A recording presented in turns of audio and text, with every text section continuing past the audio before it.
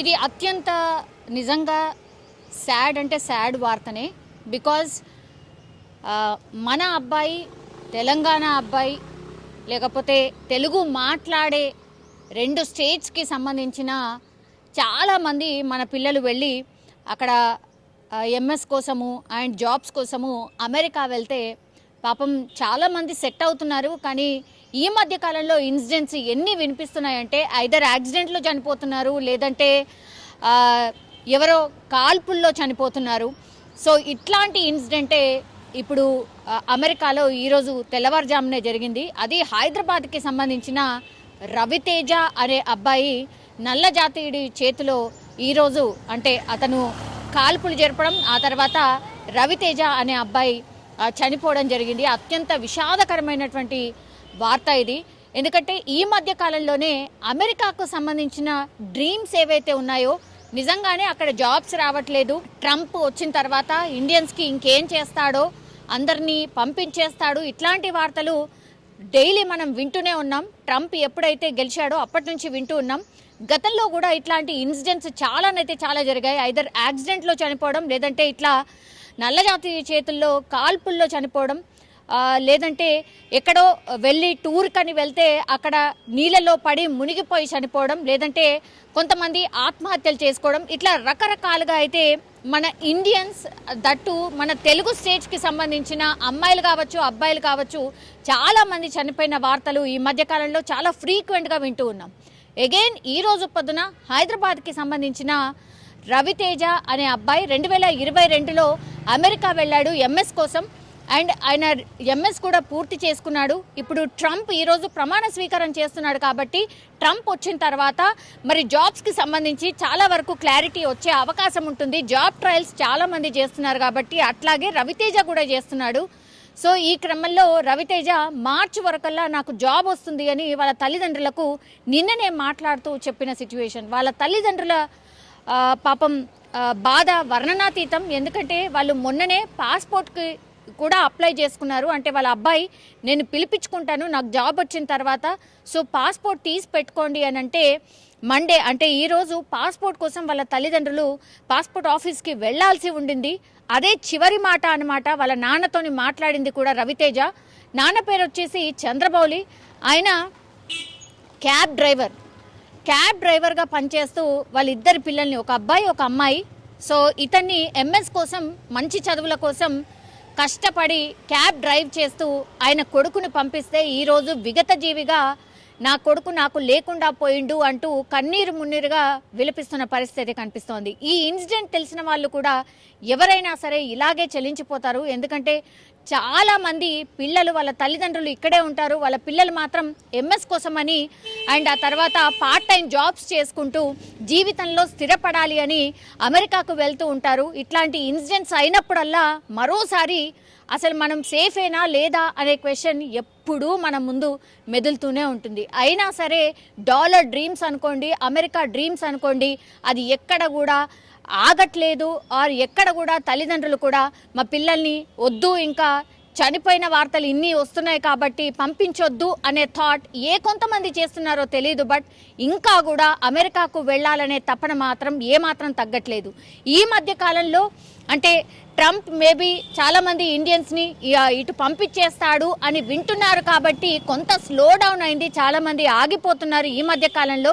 But లేదంటేనా అంతకంటే ముందు ఇన్ని ఇన్సిడెంట్స్ జరిగినా సరే లేదు, ఎక్కడో 1,000,000 మంది వెళ్తే అందులో చాలా తక్కువగా అంటే 100లో 150 లేకపోతే 500 మంది చనిపోతున్నారు, మిగతా వాళ్ళందరూ బాగుపడుతున్నారు కదా అన్న థాట్తోనే చాలామంది తల్లిదండ్రులు విదేశాలకు పంపించే, అది దట్టు అమెరికాలో అయితే ఇంకా తొందరగా సంపాదించుకుంటారు, స్థిరపడతారు అనేది చాలామంది ఇప్పటికి కూడా ఆలోచిస్తున్న పరిస్థితే కనిపిస్తోంది. ఇదే ఇప్పుడు అప్పుడప్పుడు ఈ ఇన్సిడెంట్స్ జరిగినప్పుడల్లా నిజంగానే అంటే అక్కడ అసలు అన్సేఫ్ ఉన్నారు మన పిల్లలు అనేది తెలియజెప్పే ఇన్సిడెంట్స్ అయితే చాలానే జరిగాయి. ఈ యువకుడు కూడా పాపం ఈయన ఎక్కడ వాడంటే ఆర్కేపురం చైతన్యపురి, అంటే హైదరాబాద్ చైతన్యపురి ఆర్కేపురం గ్రీన్ హిల్స్ కాలనీలోని రోడ్ నెంబర్ 2లో కొయ్యాడ చంద్రమౌళికి సంబంధించిన కుమారుడు. ఆయన పేరు వచ్చేసి రవితేజ. సో ఈ రవితేజ చనిపోవడం జరిగింది. వాళ్ళ తల్లిదండ్రులు కావచ్చు, వాళ్ళ అమ్మకైతే ఇంకా కూడా చాలా మెల్లిగా చెప్తున్నారు. అంటే ఆమెను ప్రిపేర్ చేస్తున్నారు. ఏదో జరిగింది అనేది అయితే ఆమెకు తెలుస్తోంది. బట్ కొడుకుకి ఇలా జరిగింది అని ఇంకా కూడా చెప్పలేదట. అత్యంత నిజంగానే ఎవరైనా సరే ఎంత బాధ ఉంటుంది తల్లిదండ్రులకు ఇట్లాంటి వార్త వింటే. అంటే ఎవరైనా సరే మా పిల్లల ముందే మేము జరిగిపోవాలి అనుకుంటారు, కానీ అట్లాంటి తల్లిదండ్రుల ముందే పిల్లలు జరిగిపోతే ఎట్లా ఉంటుందో ఆ బాధ వర్ణనాతీతం. ఇప్పుడు రవితేజ తల్లిదండ్రులు కూడా అదే ఫేస్ చేస్తున్నారు.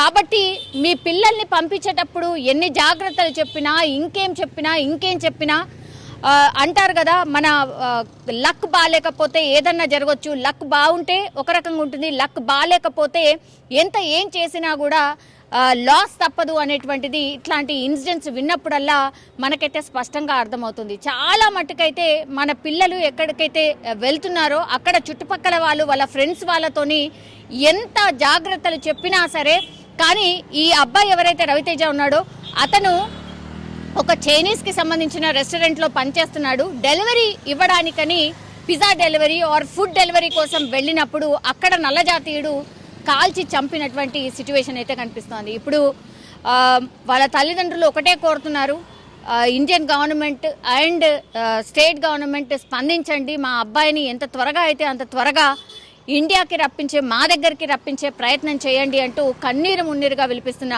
పరిస్థితి అయితే కనిపిస్తోంది. కానీ నిజంగానే అక్కడ ఇప్పుడు ఎవరైతే పిల్లలు అక్కడ ఉన్నారో అండ్ పేరెంట్స్ ఇక్కడ ఉన్నారో వాళ్ళందరూ కూడా చాలామంది ఫోన్ చేసి వాళ్ళ యోగక్షేమాలు అడుగుతున్న పరిస్థితి, జాగ్రత్తలు చెప్తున్న పరిస్థితి, అదొక్కటే చేయగలుగుతున్నారు తప్పించి ఇలాంటివి అయితే తప్పించుకునే పరిస్థితి అయితే ఎక్కడ కూడా కనిపించట్లేదు.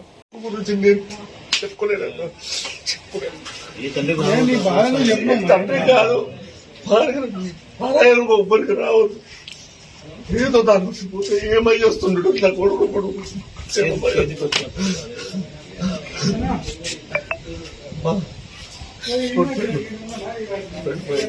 ఊకోలేదు. ఇప్పుడు ఏం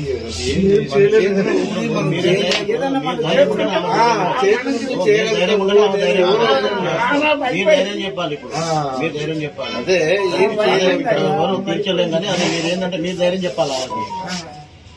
అదే మన చేతులు ఉంది అంటే సరే ఏం చెప్పి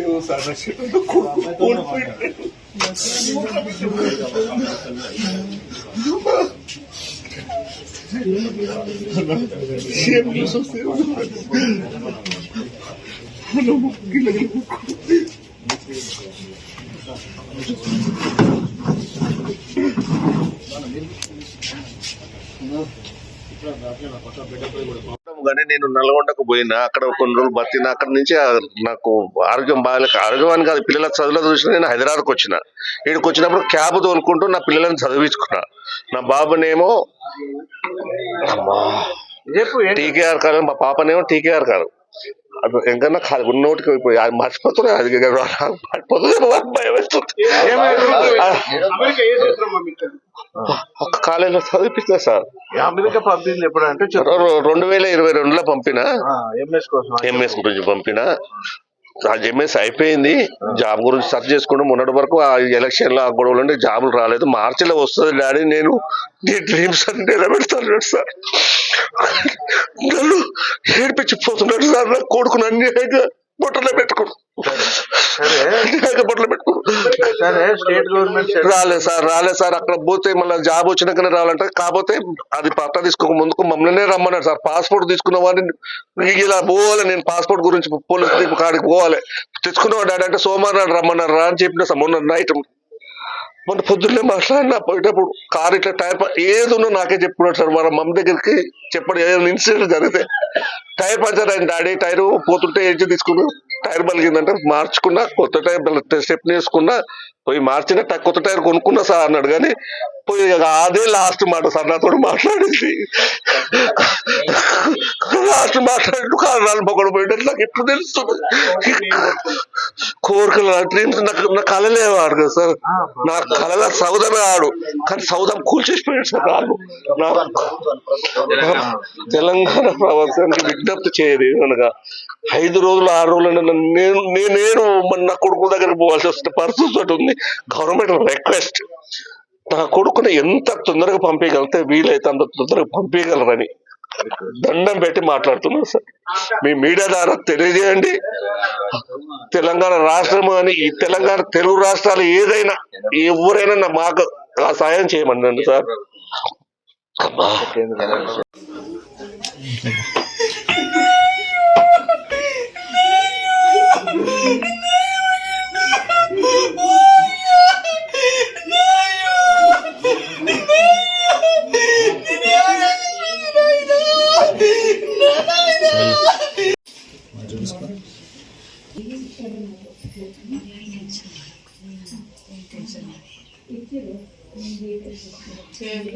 వాళ్ళకు కొద్దిగా తెలిసింది మామూలుగా తెలిసిన